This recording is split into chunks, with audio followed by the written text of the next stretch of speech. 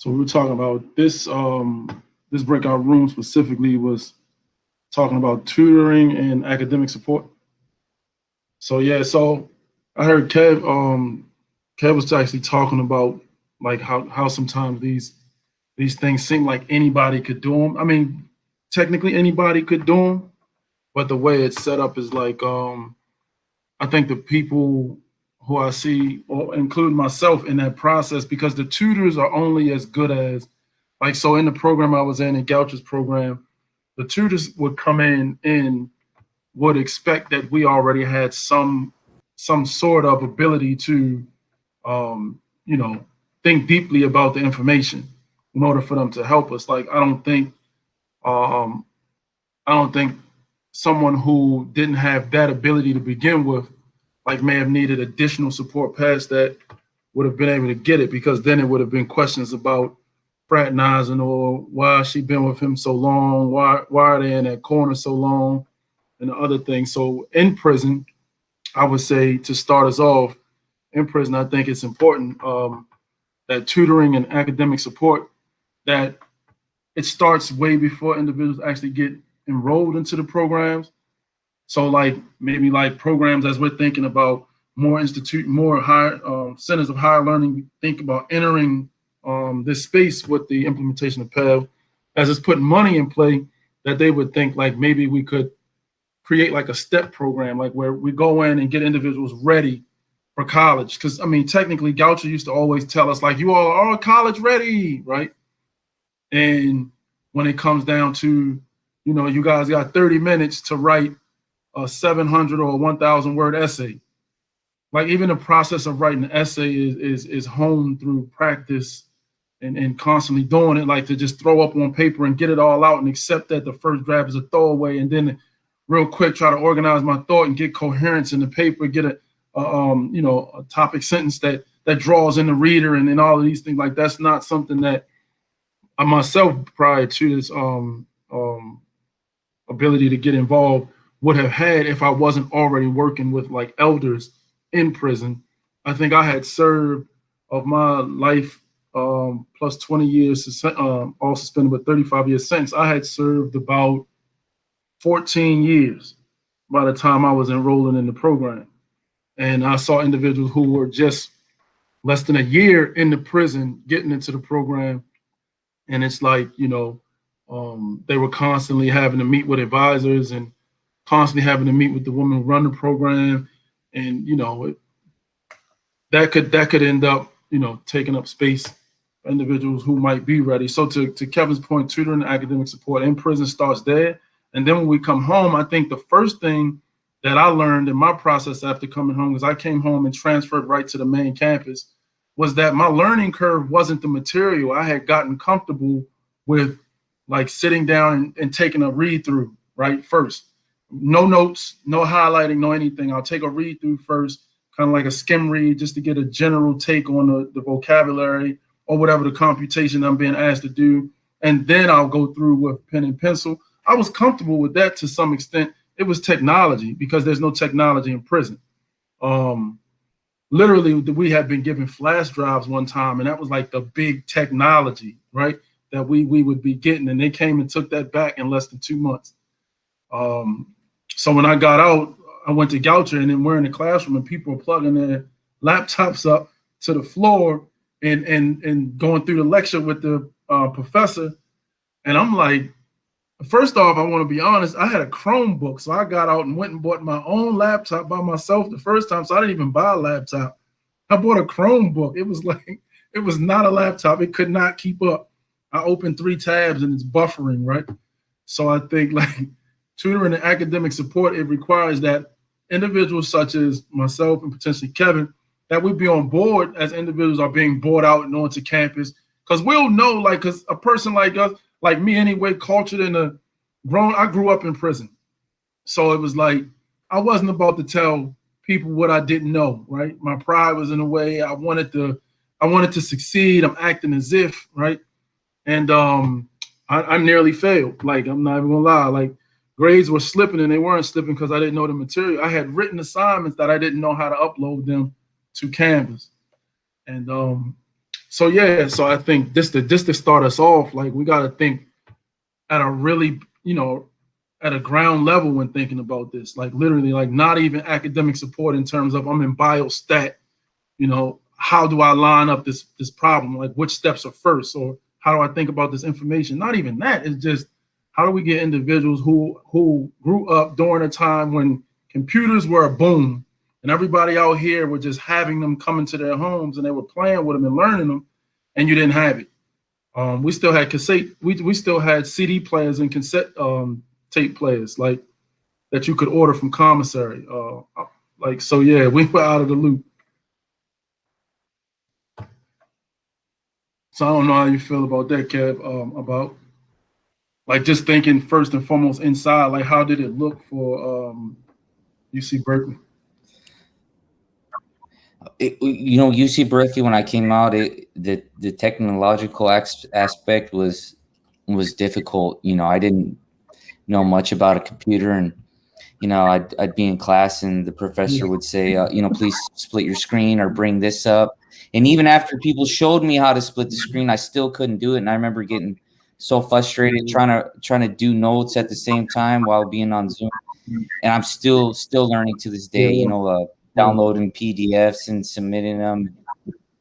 But I did have help with that because of the Underground Scholars Initiative at Berkeley, which serves formerly incarcerated students. But I can only imagine how difficult it would have been for me, even more difficult had the Underground Scholars not been available. It's so tough. I mean, to just learn from scratch all the technological requirements of college. Mm-hmm. So in that case, is it that the Underground Scholars are system impacted folks themselves? They are. Wow. And that's what I'm talking about. That right there would help, because a person like that would know, like even to know the signs, right? Like it's not that Kev doesn't want to do his work; he's struggling with even uploading an assignment, right? Right. Yeah, I think that, access. Just sometimes getting on the Zoom link, or sometimes it would ask for this password code or this. So, I needed to, learn to go back and look for the passcode and stuff like that. Yeah, but I think something like the Underground Scholars should be institutionalized at every post-secondary educational institution. I mean I can't imagine what it would be like to go somewhere like out of state without a support system like that. It would just, it's unimaginable. Excuse me.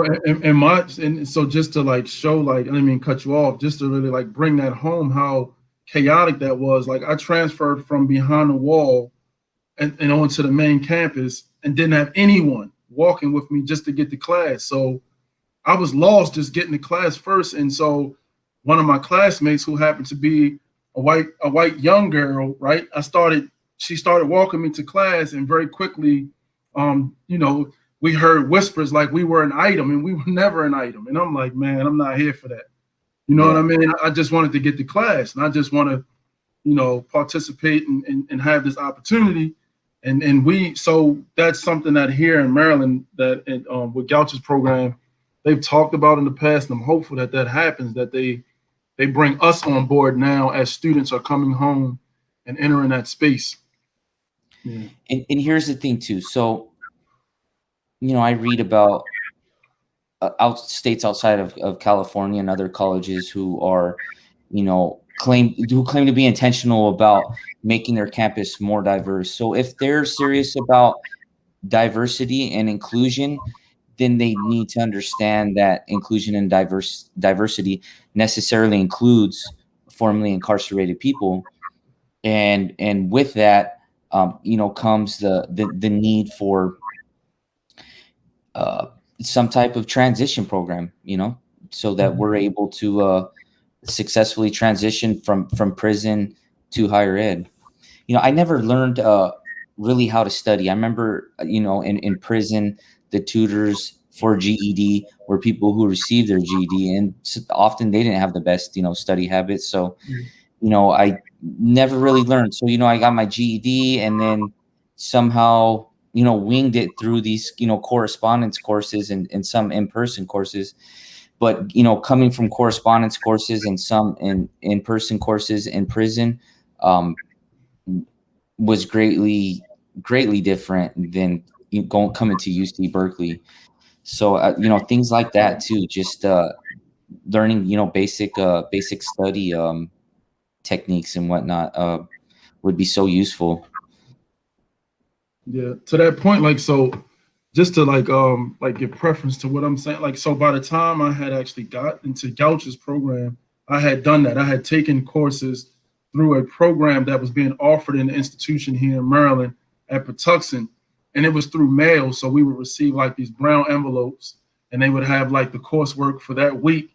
It was hardly coursework. It was just like fill in the blank, this type of thing, right? Write a short paragraph, right? And I had 56 credits when I showed up and was trying to get into Gouch's program. And the woman who runs the program, Amy Rosa, was like, what if those credits, we got to start you from where we are. We can't like bring you in with those credits and like graduate you, And I said I would agree to do that. I started over from zero and went back through to my bachelor's, right? Because I knew like with that through the mail program, many of us that were in that program, we cheated. Like one person would do 1 week and pass it around, we'd fill it in. And so like I'm not gonna say I didn't get anything out of that process, because I did get like at least I got motivated, and I was like, man, I want to take another program because this time I want to be serious. So I did get that. But and Goucher was different in the regard that we had the professors coming in and they would meet with us in office hours. But imagine like it's 15 to 25 people in a classroom and one professor. By the time they sat and meet with everyone, there's not enough time in the day. And like I said, the tutors were students because the institution wouldn't clear people with backgrounds to come back in and work with us. And it's what we needed. I think that program is a great program, but they'd really benefit from having people who are system impacted be a part of the program and ushering education. Yeah, definitely. UC Berkeley some students from UC Berkeley go to a prison, near to here, and they're able to go in and tutor, some of these students. But that prison is more difficult to get into than UC Berkeley. They're very selective on who they admit to that prison. You almost have to collaborate, with prison officials in order to get there. So, the students at other prisons, they're vastly underserved. But yeah, it would be great if more college students are able to access some of these higher ed access some of these prisons and tutor them and get them ready. How does your program treat the relationships that you build with professors? Like, so for us, like professors that were still going into the prison, it was like we weren't allowed to build like personal relationships with those professors. And so it was really like hard for me to feel like that's why I need to go and ask for help, because the encounters would be kind of like stiff. And it's like, me, I took your class like last year inside and I'm out here now. And they're like, as long as you just need help with an assignment, that's fine. And it's like, but how does UC Berkeley treat the fact that when you guys come home, for the professors that still go in, are they allowed to continue to be like a type of support? Unfortunately, to my knowledge, UC Berkeley professors aren't going into prisons. Okay. We hope to establish that, but there are community college instructors who go into the prison. But like you said, I mean, it's so difficult to access them because prison regulations don't prioritize or give the right to education. So they just have a short amount of time to come in and give a lecture, and then they leave. And I mean, you could send them something through the mail, but they often don't respond. So it's difficult, just the way that prisons are set up, just the inherent nature of prison, so I think the only, like I said, in the last session,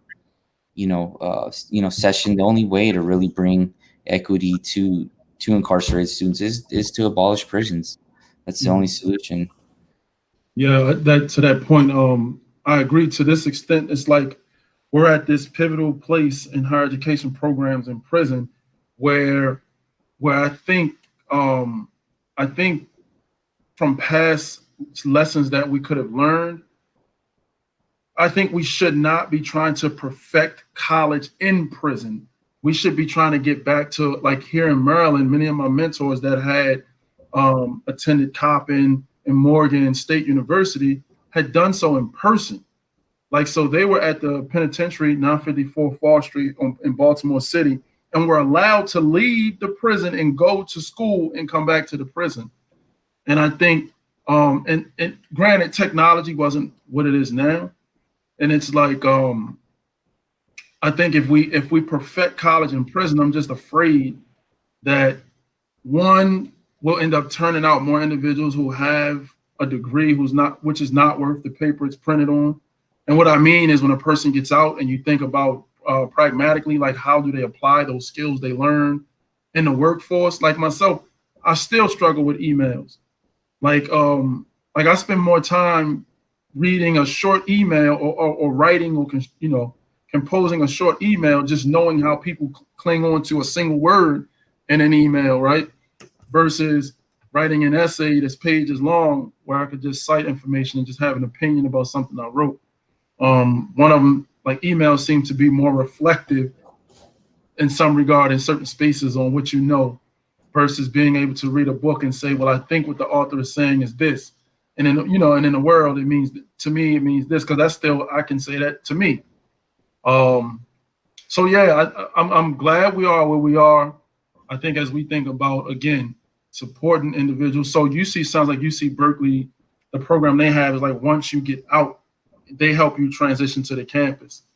So that's like, you guys have the part that you're missing the part that we have here with Goucher.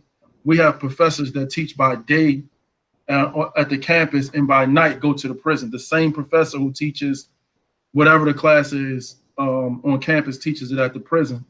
And then we're missing that middle component with the prison to school pipeline, to a college pipeline. We're coming home.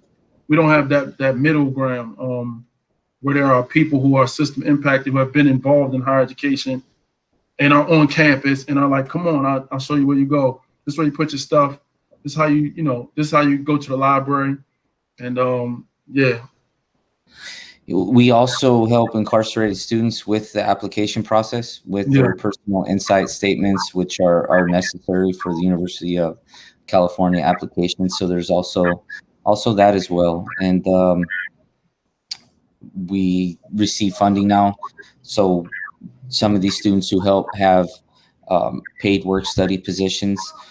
But yeah, if you could institutionalize something like that, and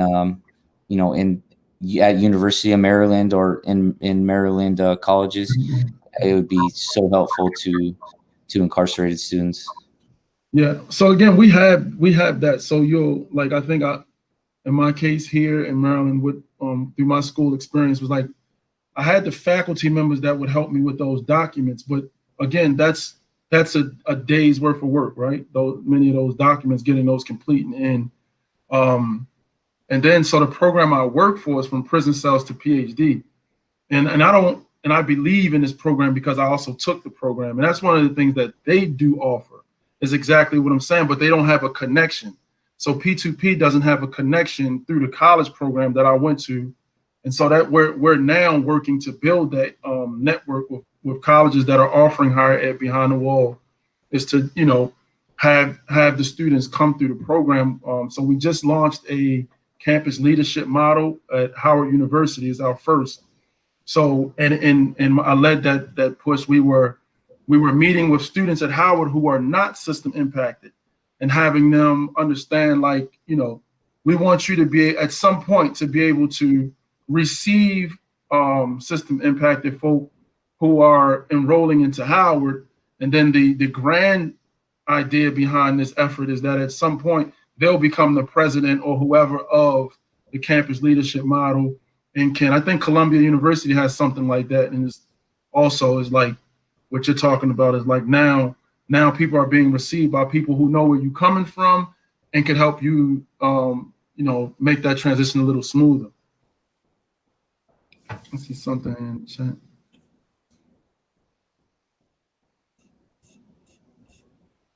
Okay, yeah. So that's good. Outside of that, what I found is that also one of the things that happen, and it happens with P2P, is that when guys come home, we also need a type of debriefing from prison. And so sometimes the conversation could deviate in a tutoring session because an individual has like a burning, something they just have to get off. And I really appreciate through this program that the way that is received is not necessarily like a bad thing, but I do know other programs here, and it's like when people do that, they have a form you fill out, and it's like you're not allowed to talk to them like that or about that. You got to state, and it's like, wait, no one I know. Like I said, I'm a first generation, not just graduate in my family, but person to have taken a college credit. So to imagine that I could go home and talk to my parents or aunt or an uncle. They don't see, in fact, they're like, you're 40. What are you doing? Get a job, right? They don't even see the utility of higher education for a person like me, despite the fact that they see I'm not the same person, nor am I asking them for money, right? So by the time if you put me with a tutor who's a tutor at this prestigious institution, and I start talking to him, I'm like, I really want to do well and start giving them more than just school. Like, where do we get to build those relationships? I think that's important. A relationship is going to come out of this. We can't bring people together who need help and people who can help and say, but it has to be this structured box kind of thing. And when you step outside of that, we want to report. I've seen programs institute sexual harassment policies behind. Now you're going to start dealing with formerly incarcerated people. So you should go over sexual harassment. And then and for me, then I'm like, you know what? I don't want to take that program, right? Is if you're instituting a sexual harassment policy because someone is coming out of prison to be a part of it, it's like, what are you saying? You know what I mean? And some of those things need to be talked about. Right, exactly. The stigmas, they never end, but they need to be talked about before people start talking about doing assistance and supporting people, coming home and getting involved in college. These are the conversations that aren't had because everybody is going off the evidence-based. There's evidence-based research that says people who take college classes don't recidivate at the same level of people who don't take them. In fact, all the way, and I think these numbers come out of the Bard Prison Initiative, they say all the way up until you get your master's and you got a 1% chance of going back. But like P2P, myself, we argue that using recidivism as a marker for a person's success post-incarceration is a failing measure, right? A person could be free and living under a bridge and eating out of a trash can. Do you want to say that because they haven't gone back to prison that they're living a good life or they have a certain quality of life? No. And then there's other political things that go on, like here in Baltimore after the Freddie Gray uprising. You've seen police kind of take their hands off of matters. So an individual may be home and not recidivating, but being forced to break the law just to survive. So again, it's a weak measure, right? And I think people, they want to get involved in our agent. They want to get involved in our plight. Like, I want to help system impacted people. I want to help. And we see many of the people who are not system impacted get frustrated so quickly, like, but why don't they send the email back? And it's like, email is not a traditional form of communication for somebody who's been out of touch with what you call normal. They have a different normal. So what should I do? Pick up the phone and give them a call. Like, send a text beforehand because they might not recognize your number, but we're not supposed to call them. Like, well, how are you going to get in touch with them? And that is so frustrating to me that it's like, and then it's like, well, we need to set up, I don't know, Google phone numbers so that we can disguise our number. And it's like we're still people and we're reading that. And it's like, does this person want to help me, or is this person still trying to remind me where I come from? It's like being background checked at every encounter. And despite the fact that somehow, some way, somebody said that I'm college material, somebody agrees with that, I'm still being background checked, just trying to continue my education. Even now, I'm in a master's program at Johns Hopkins University.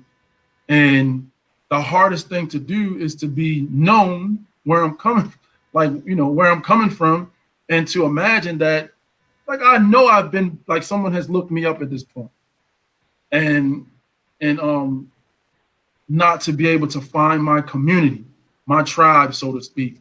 So I use they, them pronouns because I feel like that. I feel like people are watching me and they're like, he's either here as a sympathy play, despite the fact that you haven't seen any of my writing. So you haven't seen me argue and defend a point. You haven't seen that out of me yet.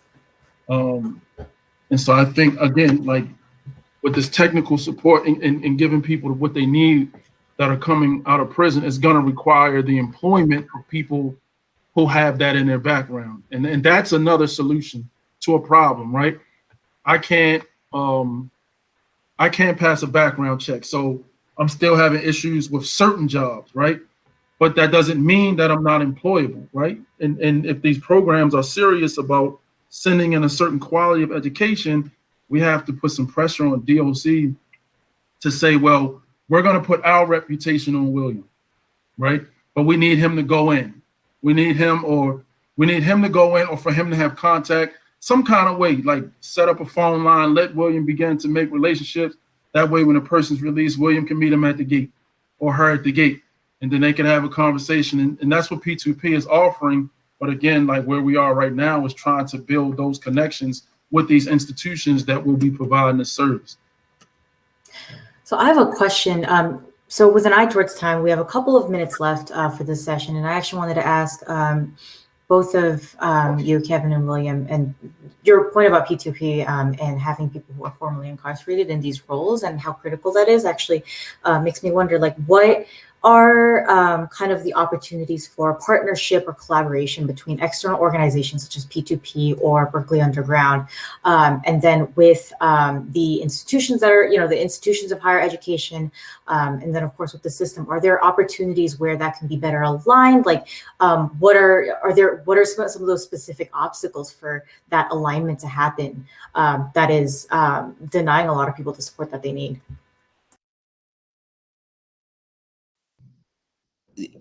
Just real quickly with the eye on time, there needs to be codified laws which require the DOC to work with these groups. Otherwise, they won't. The DOC has this culture about them, and it doesn't matter who the secretary is or the director of the department is. They just have this punitive culture, which does not prioritize education.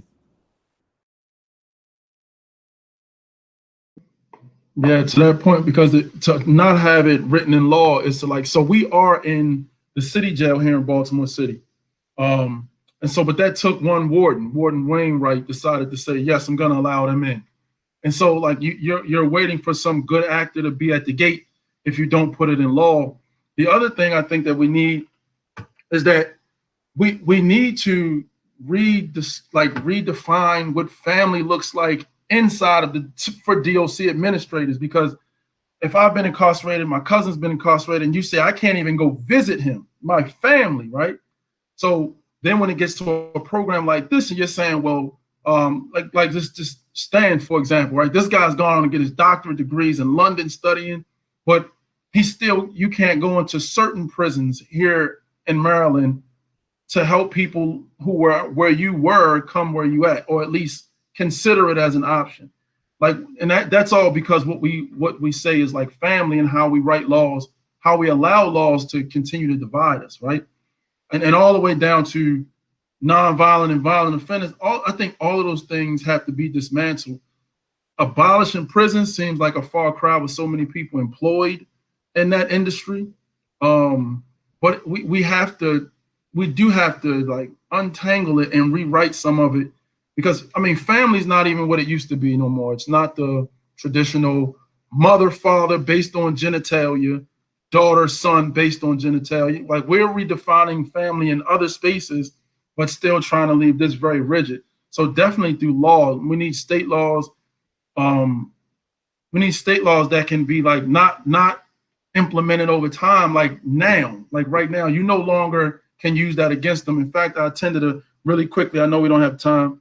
I attended a lecture and they were talking about a measuring tool, and like, better than using someone's past as a predictor for their future is using what's in between. What have they done since they went in and committed that wrong, and let that mitigate what they've done, not erase it, but mitigate it. Mitigates their risk if they've been home or if they've gotten these education. We can't keep saying that education has been shown to reduce crime and then not reduce the impact of crime that individuals carry, right? If you know that people age out, serve mandatory minimums and age out 20 and 30 years served, 17, 18, going to prison, coming home at 40 something years old, you don't even think the same. So we can't keep quoting this science and not have this science informed policy. Absolutely. And thank you so much, William and Kevin. We have about 3 minutes until I think the next, closing session is going to start. So for folks on the line, thank you so much for joining us today. Thank you again, Kevin and William, for your deep insights and for gracing the space with your knowledge and your experiences and yourselves. And so with that, everyone, just feel free to exit out of this particular I don't actually know what it looks like on the attendees end, but for that very last session,